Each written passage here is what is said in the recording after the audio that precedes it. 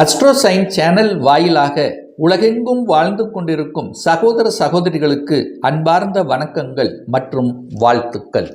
இன்றைய பதிவு ஆடி மாத ராசி பலன்கள். முதலில் இந்த மாதத்துக்குரிய கிரக நிலைகளை பார்க்கலாம். அதன்படி பார்க்கும் பொழுது சுக்கிர பகவான் ரிஷபமனையில் ஆட்சி பலத்தோடு இருக்கார். அப்போ சுக்கிர பகவான் ரிஷபத்திலிருந்து மிதுனத்துக்கு பெயர்ச்சியாகிறார். எப்போ அப்படின்னா ஆடி மாதம் 10ஆம் தேதி, அதாவது 26/7/2025 அன்று. குரு பகவான் மிதுன மனையிலே தான் இருக்க போறார். புதன் பகவான் வக்ர நிலையில் கடகத்தில் இருக்கார். சரி, எப்போ சார் நிவர்த்தி ஆகுது அப்படின்னா ஆடி மாதம் 26ஆம் தேதி, அதாவது 11/8/2025 அன்று புதன் வக்ர நிவர்த்தி அடைகிறது. சூரிய பகவான் இந்த ஆடி மாதம் முழுவதும் கடக மனையிலேயே அமர்ந்து பலனை கொடுக்க போகிறார்.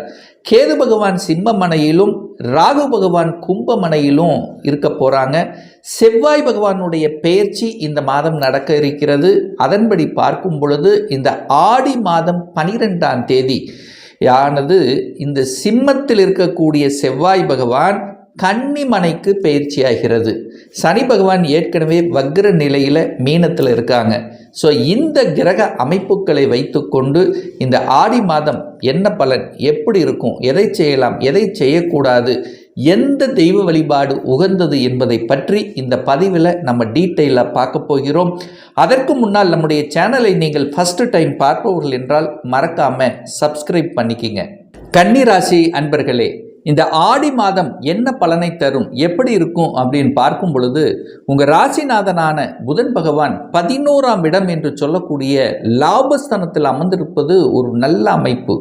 அதுவும் குறிப்பாக சூரியனோடு சேர்ந்திருக்கார். தன்னம்பிக்கை கொடுக்கக்கூடிய அந்த சூரியனோடு சேரும்போது தன்னம்பிக்கை வளரும். சூரியனை போல இருக்கணும் அப்படிங்கிற அந்த எண்ணம் உங்களுக்குள்ள உதயமாயிட்டே இருக்கும். ஸ்ட்ரெயிட் ஃபார்வர்டாக இருக்கக்கூடிய தன்மை உருவாக்கும். நல்ல புத்திசாலித்தனம் இருக்கும். இந்த கன்னிராசி என்பர்கள் புதனுடைய ஆளுமை கொண்டவர் அல்லவா. அந்த புதன் இப்போ இந்த மாதம் 11ஆம் இடத்துல இருக்கு. அப்போ நல்ல புத்திசாலித்தனம், எதை எங்கே எப்படி செய்யணும் அப்படிங்கிற அந்த அறிவு சார்ந்த விஷயங்கள் சிறப்பு கொடுக்கக்கூடிய ஒரு நல்ல மாதம் இந்த கன்னிராசி அன்பர்களுக்கு அப்படின்னு சொல்லுவேன். தனத்தை கொடுக்கக்கூடியவன், குடும்பத்தை அமைத்து கொடுக்கக்கூடியவர் அந்த சுக்கிரன். அந்த சுக்கிரன் போய் ஆட்சி பலத்தோட வலிமையா 9ஆம் இடத்துல பலமா இருக்கார், பாக்கியஸ்தானத்தில் இருக்கார். ஆனால் இந்த ஆடி மாதம் 10ஆம் தேதி என்று அந்த சுக்கிரனுடைய பெயர்ச்சியால் 10ஆம் இடத்துல போய் அமரப் போகிறது. அப்போ குருவும் சுக்கிரனும் இணைந்து 10ல் உட்கார்ந்து அந்த குரு பகவான் 2ஆம் இடத்தை பார்க்குது. அப்போது நிச்சயமாக வருமானம் பெருகும். செய்யக்கூடிய தொழிலின் மூலமாக ஒரு நல்ல பாக்கியம் கிடைக்கும் அப்படிங்கிறது தான் அமைப்பு. ஏன் இதை ஸ்ட்ராங்காக சொல்கிறேன் அப்படின்னா, சுக்கிரனுங்கிறது ஒரு பணக்கார கிரகம். அதாவது கையிருப்பு பணம், அதை லட்சங்களில் கொடுப்பது சுக்கிரன். குருங்கிறது கோடிகளில் கொடுக்கிறது. இந்த 2 கிரகங்கள் இணைவு பெற்று தொழிலில் உட்கார்ந்து தனஸ்தானத்தை பார்க்குது, குரு பார்க்குறார். அப்போ நிச்சயமாக கடந்த மாதத்தை விட இந்த மாதம் உங்களுடைய வருமானம் அதிகமாக நிச்சயமாக இருக்கும். அதில் எந்த மாற்று கருத்தும் கிடையாது. செய்யக்கூடிய தொழிலாக இருந்தால் அபிவிருத்தி உண்டு. விரிவுபடுத்தணும் அப்படிங்கிற எண்ணங்களை கொடுக்கும்.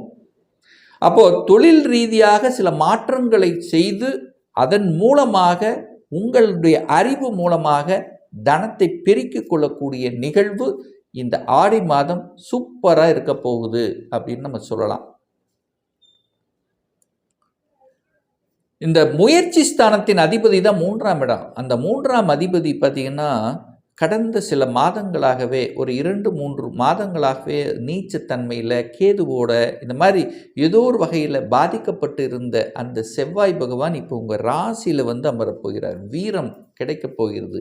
தைரிய வீரியம் பெருகக்கூடிய ஒரு மாதமாக இந்த ஆடி மாதம் கன்னிக்கு நிச்சயமாக அமையும். தைரியத்தோடு செய்வீங்க, வீரியத்தோடு செய்வீங்க, சுறுசுறுப்போடு செய்வீங்க, தன்னம்பிக்கையோடு செயல்படுவீங்க அப்படிங்கிறது அமைப்பு. ஆனால் என்ன, கொஞ்சம் கோபத்தை கட்டுப்படுத்தணும், அவ்வளோதான். பிடிவாத குணம் என்பது இயல்பாகவே இந்த மாதம் கன்னிக்கு அமையும். ஏன்னா சனியும் பார்க்குறாரு, அங்கே செவ்வாய் இருக்குது. சனி செவ்வாய் 2 பாவ கிரகங்கள் லக்னத்தோடு தொடர்பு கொள்றதுனால அந்த பிடிவாத தன்மை, கோபத்தன்மை, ஆக்ரோசத்தன்மை அதிகமாக இருக்கும். பட் அதை மட்டும் குறைச்சிக்கிட்டாலே கன்னிக்கு நல்லது நடக்கக்கூடிய அமைப்பு தான். 4ஆம் அதிபதி சுகத்தை கொடுக்கக்கூடிய அந்த குரு பகவான் 10ஆம் இடத்தில் அமர்ந்து கொண்டு அந்த 4ஆம் இடத்தை பார்க்குது. அப்போ சுகஸ்தானத்தை வலுப்படுத்திக்கலாம். நல்லதாக இருக்க போகுது. தாய் நன்றாக இருக்க போய் தாய் சொத்துக்கள் ஒரு சிலருக்கு கிடைக்கும். தாய் ரீதியான பிரச்சனைகளை தீர்ப்பதற்குண்டான ஒரு காலகட்டம்.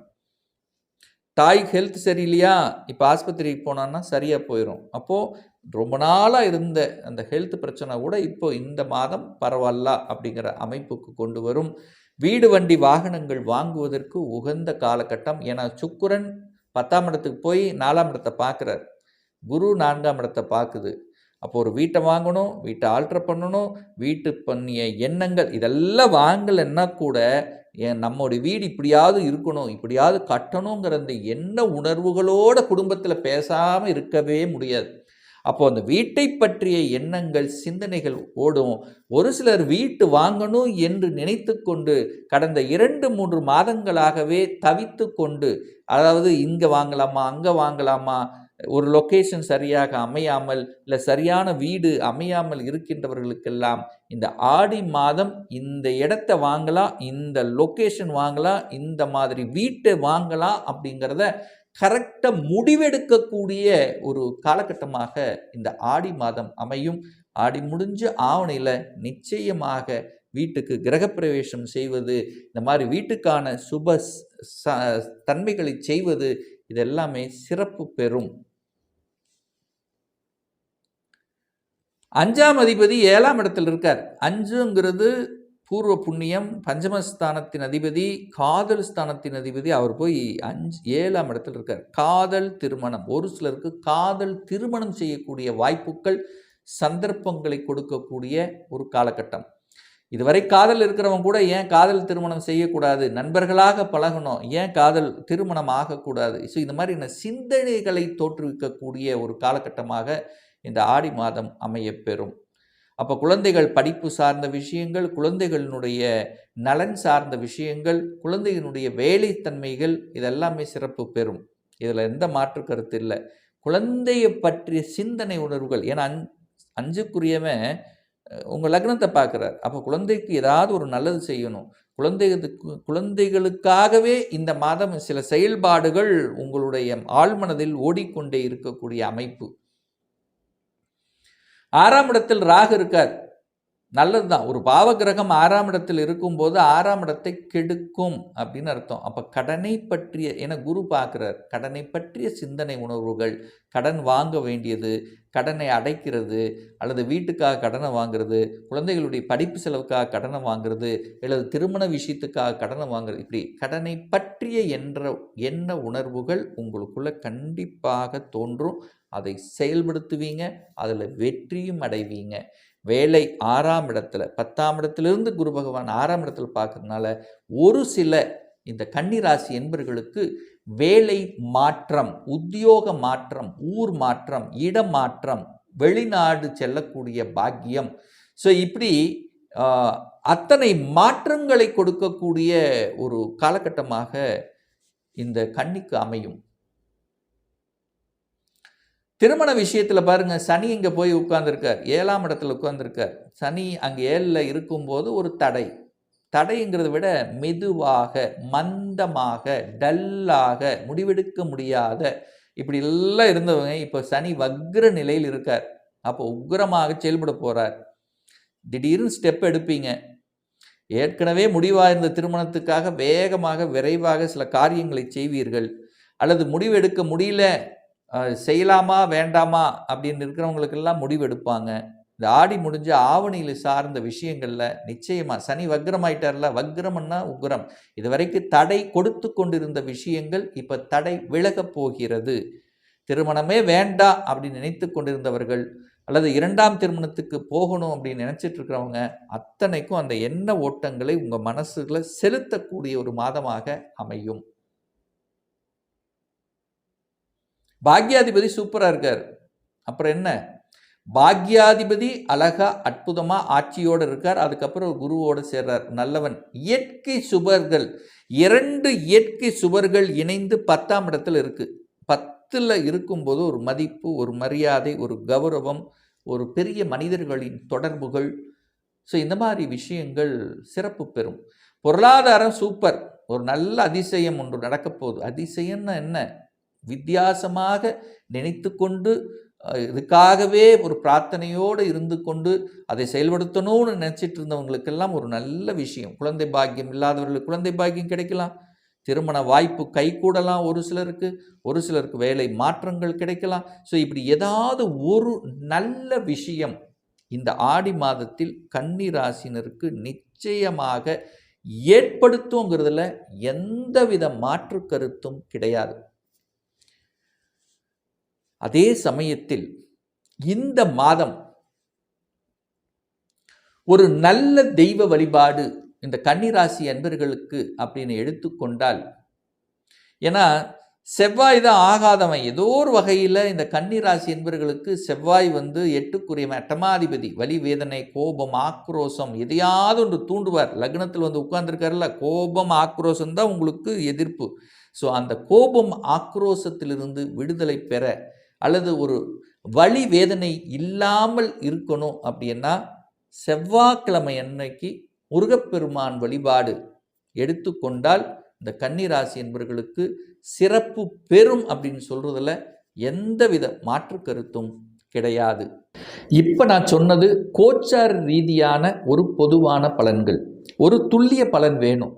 உங்கள் ஜாதகத்தில் கிரகங்கள் எப்படி இருக்கு, என்ன ஆதிபத்தியத்தில் இருக்கு, எந்த டிகிரியில் இருக்கு, இப்போ நடப்பு தசாநாதன், புத்திநாதன், அந்தரநாதன், சூட்சமநாதன் எப்படி இருக்கு என்பதை பொறுத்து நீங்கள் கேட்கக்கூடிய எந்த கேள்வியாக இருந்தாலும் சரி, இந்த வருடம் சொந்த தொழில் செய்வதற்கான கொடுப்பினை நம்முடைய ஜாதகத்தில் இருக்கா, அப்படி இருக்கக்கூடிய பட்சத்தில் எப்போ நம்ம சொந்த தொழிலை செய்யலாம், திருமணம் தடைப்பட்டு கொண்டே வருகிறது, எப்போதான் சார் நமக்கு திருமணம் நடக்கும், எப்போ நம்மளுடைய வீடு அமையக்கூடிய பாக்கியம் இருக்குது, எந்த கோர்ஸ் எடுத்து படித்தா நம்மளுடைய ஃப்யூச்சர் நன்றாக இருக்கும், எப்போ நமக்கு குழந்தை பாக்கியம் கிடைக்கும், எப்போ ப்ரமோஷன் கிடைக்கும், இது போன்ற கேள்விகளுக்கு துல்லியமான பதிலை நம்மால் கூற முடியும். ஒரு பர்சனல் கன்சல்டேஷன் எடுத்துக்கணும், ஒரு சுய ஜாதகம் பார்க்கணும் என்று விருப்பமுடைய அன்பர்கள் டிஸ்பிளே தெரியக்கூடிய நம்பருக்கு வாட்ஸ்அப் மூலியமாகவோ ஃபோன் கால் மூலமாகவோ தொடர்பு கொண்டு நேரடியாகவோ அல்லது ஆன்லைன் மூலமாகவோ கன்சல்டேஷன் எடுத்துக்கலாம். நம்முடைய அலுவலகம் கோயம்புத்தூரில் அமைந்துள்ளது. அதாவது கோயம்புத்தூரிலிருந்து மேட்டுப்பாளையம் செல்லும் வழியில் வெள்ளக்கிணர் பிரிவுக்கு அருகில் அன்னபூர்ணா ஹோட்டலுக்கு அருகில் அமைந்துள்ளது. பிரியர் அப்பாயின்மெண்ட் வாங்கிட்டு நேரடியாக கன்சல்டேஷன் எடுத்துக்கலாம். நிச்சயமாக இந்த பதிவு ஏதாவது ஒரு ரூபத்தில் யூஸ்ஃபுல்லாக இருக்குங்கிறதுல எந்தவித மாற்று கருத்தும் கிடையாது. இந்த ராசி நட்சத்திர நேயர்கள் அனைவரும் வாழ்க வளர்க வளம் பெறுக என்று எனது வாழ்த்தினை தெரிவித்துக் கொண்டு விடைபெறுகிறேன். நன்றி, வணக்கம், வாழ்த்துக்கள்.